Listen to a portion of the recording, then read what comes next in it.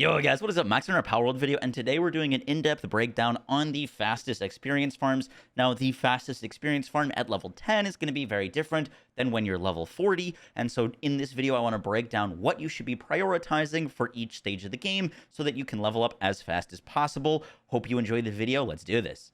One thing to mention before we get into the video is if you are playing on a private server or a custom server, you can change your experience rate so that you level up faster. Obviously, this will give you a ton of experience if you set it to 20x, meaning you're earning 20 times the normal XP that you'd normally get. I did mess around with the XP slider during my playtime, usually leaving it between 2 and 3 for a decent amount of XP once I got to like level 30 to 40, because the XP gains start to slow down a ton. So feel free to adjust this however much you'd like if you're on a custom server. However, even if you do adjust this and make it like a 3 or a 4, it's still going to be beneficial to understand what you should be doing to level up the fastest and what methods are the fastest for the different stages of the game. So we're going to go through this in leveling sections, and for level 1 through 20, the number one thing, fastest way to level that you're going to want to be doing is capturing as many pals as you possibly can. Now, before we get into the farm of capturing a ton of guys, if you can, it's really, really great to get either a Pen King or a Catress in your party as soon as you can. Pen King can be captured at level 15, so that one's relatively easy to go get. You can get this one like once you're around level 10. Super helpful to have. Catress is a little bit harder to capture at level 23 here, so you can get this when you're around level 15. But those guys are really great to have when you're capturing these pals, because Pen King will make fire pals drop more items when defeated. This says when defeated, it works for capture. And Catress will make normal pals drop more items when captured or defeated. And you're going to be capturing a lot of normal pals, a lot of fire pals with the like fox sparks, the deer. Doing this at night is going to make your life even easier if you don't like want to get them all the way down to low. As you can see, like just throwing, I've got a 65% chance because they are asleep and their back is turned to me.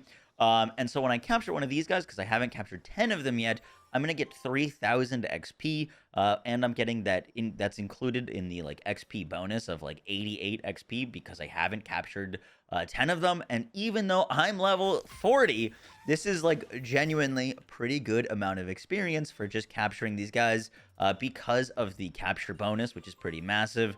And just capturing pals gives you a ton of XP. So you can build a bunch of pal spheres, and I'll talk about how to get a ton of those real quick. But just capturing guys on your early levels is going to be just a ton of experience. And make sure that you need, in order to get the bonus, you need to have Catress or Pen King out.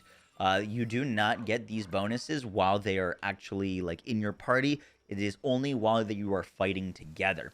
And if you don't want them to like break your kill or like damage the pal too much, you can go into your menu and command them to not attack. That way that you don't have to worry about them basically getting the last hit on some enemies. Here we got this deer. And I'll show you that it's going to drop basically double resources while Catress is out because it's a normal type. Oh, I just kind of ate my pal's fair.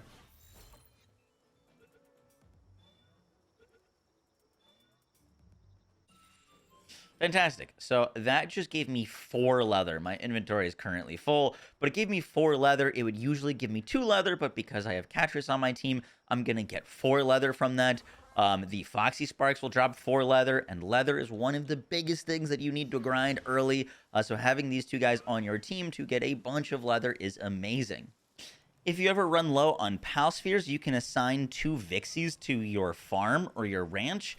As you can see, Vixies, when we go to our pal deck over here, have the partner skill dig here. Sometimes digs up items from the ground when assigned to a ranch. These items that they will dig up, my Masanda is stealing my pal sphere, but they will just drop these pal spheres while they're walking around, and you can farm up a ton of pal spheres. They'll drop a pal sphere every few minutes, so while you're out doing other things, they will just passively be creating pal spheres for you, which is really, really nice. Obviously, my guys are kind of like picking them up and storing them here, but I put these guys here just a second ago, and I've already got 2 pal spheres. There's another one, and this one's probably going to drop me another one in a second as well. But it's just a very nice passive Palsphere farm because you're going to want a lot of these to capture a ton of the guys and level up quickly.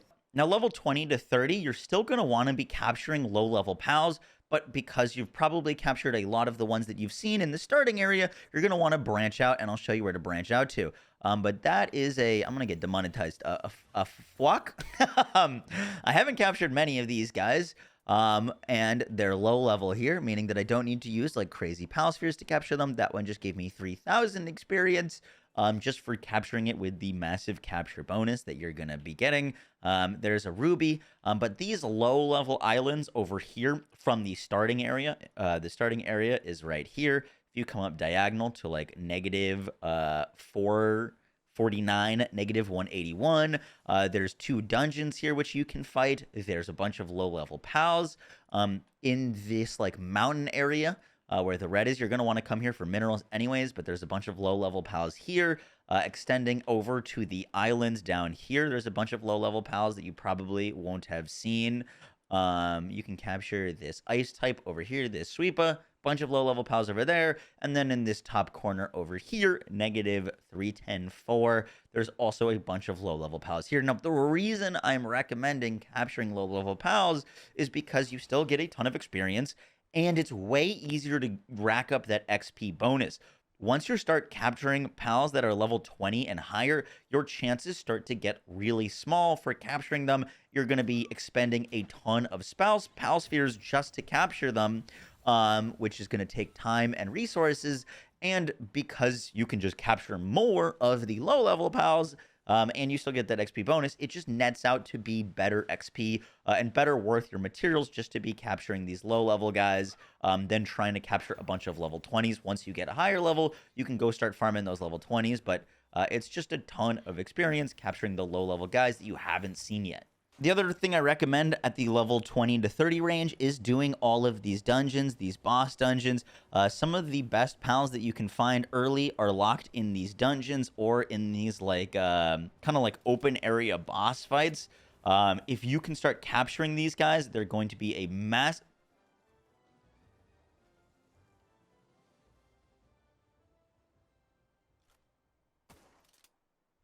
Okay.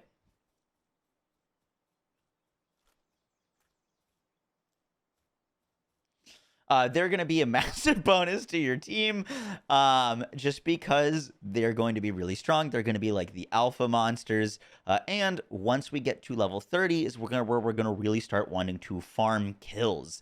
And so building up your team from the 20 to 30 mark is going to make you so much stronger. Once you're high level 20s, low 30s, we're going to start working on a strategy that worked really well for me. And that is capturing a bunch of fire type pals. Now, fire is technically on paper the strongest pal type in the game because fire is good against ice and grass, while everything else is only good against one thing. So if you get a few fire pals in your party plus an electric type to counter water and a water type to counter fire, you're already going to have a really strong team. Now, in order to capture some of the best fire pals in the game early, you're going to want to come to the Ruined Fortress City. This is located at negative 561, negative 247. This is like right before this crazy lava area, which might be a little bit high level for you, but you're going to see some really, really crazy fire pals in this fortress. You'll also see a lot of pyromancers, but this is where some of the best fire monsters in the game spawn. Right here, we've got a Pyron, really cool pal to capture. We've got Wixens, and hopefully we can find the pal that I wanted to show you guys that you're absolutely going to want to capture a few of. So this is one of the guys I was looking for. You're going to be able to notice them by their like crazy purple look. This is the Blaze Howl Knocked.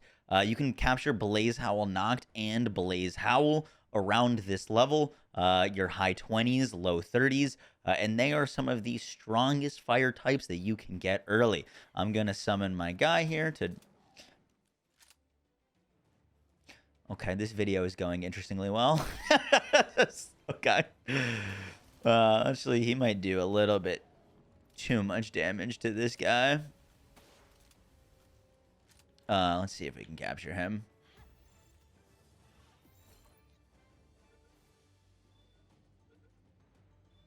Amazing. Easy peasy.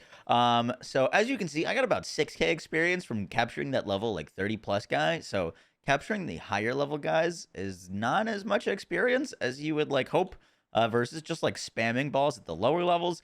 But he's going to help us build up our team of fire pals. And that was the Blaze Howl knocked. You can capture the normal Blaze Howl during the daytime. Those are some more Pyrans, but basically you're going to want to build up a team of really strong fire pals. Also in this area, you can capture the Kelpsy Ignises, which are really nice. While these guys are in your team, they increase the attack power of fire pals, so you can capture like 3 of these and then 3 strong fire attackers, and that is going to help us with our strategy that we're going to do in the next part. Now that you've got a solid fire team assembled and you're around level 30, you're going to want to come to coordinates 180 to 30.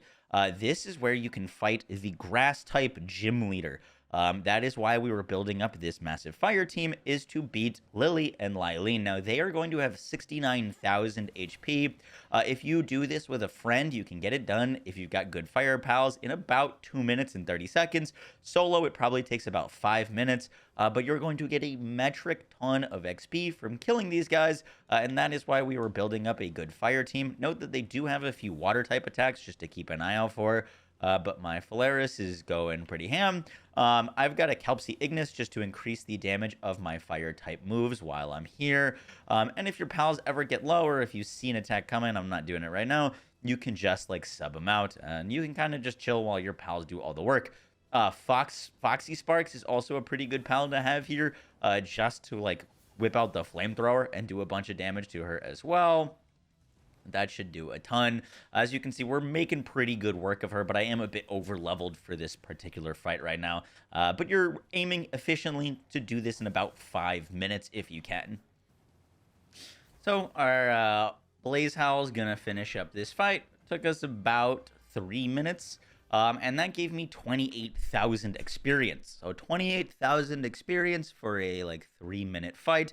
And what's so great about this is, once you're done, it spawns you at the top of the tower. My guys are like, they're basically going to be full health. My Phalaris took a bit of damage there, but you can just jump down to the bottom of the tower.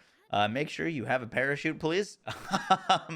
But you can jump down, and you can just do the tower fight again. And so this is like 28,000 experience or 25,000. Also, it obviously depends on your experience settings. But you can just do this fight again and again and again. If you got one of your guys took a bit of damage, just sub them out and then don't have them start the fight. And this is a extremely efficient experience farm. The other thing that you can do with your fire team is come over to like this part of the map, roughly around like 155, -86. Where you will find a ton of Masandas. Now, I'm not going to get much experience because I'm kind of significantly higher level than them, but you can just bring your fire guys here and just kill them all pretty quickly because they're very, very weak to fire. I think I should be able to kill those guys really quick. There's a double kill. And you can just run around, set your pals to aggressive. You've got a really good fire team, and just kill all the grass types super, super quickly. From level 40 to 50, I found it most efficient to just be killing guys that are level 40 and higher. This Jormuntide is some absolutely ridiculous amounts of XP, and I'll show you some other like level 40 plus monsters that you can just keep rotating between. Obviously, capturing new pals, crafting things, and killing guys is always going to be a lot of experience, but these level like 40 plus bosses seem to drop a ton of experience for you. So that kill got me 82,000 experience, which is multiple of those boss fights, and it took me about the exact same amount of time. Obviously, that's a level 45 enemy, so it's going to, you're going to need to be a higher level to, like, do it realistically, but the amount of experience that you start to gain from enemies that are level 40 plus, those dungeons are insane, and you're just going to want to go around doing them. Some ones that you can go do, Menacing at 44, the Jormuntide at 45 that we just killed. There's Suzaku at 45, Dinosolum Lux at 47. There is the Ice King P.A.K.A. Obviously, I haven't explored my full map, but Ice King P.A.K.A. 46, Lylene Noct 49, and I found just going around killing these guys, along with just like doing your normal stuff, has gotten me to start leveling very, very, very quickly. And yeah, guys, that is going to be it for our XP guide. Overall, for basically the first 20 levels, just capture as many pals as you can. Once you're level 20, you're going to want to start doing some more dungeons, more of those bosses, and start building up your fire team. Once you've got a good fire team, I basically just farmed that one grass boss for like almost 10 levels. I got about 8 levels just doing that boss, which was really, really great. Solid fire team, tons of experience, don't have to use any resources. And then once you kind of outgrow that XP farm, you're going to go find bosses that are higher level. And yeah, guys, that is it for the guide. I hope you enjoyed, and I hope you are having a great time in Palworld. I am having a blast, and I'll catch you all in the next one, guys. Take care. Peace.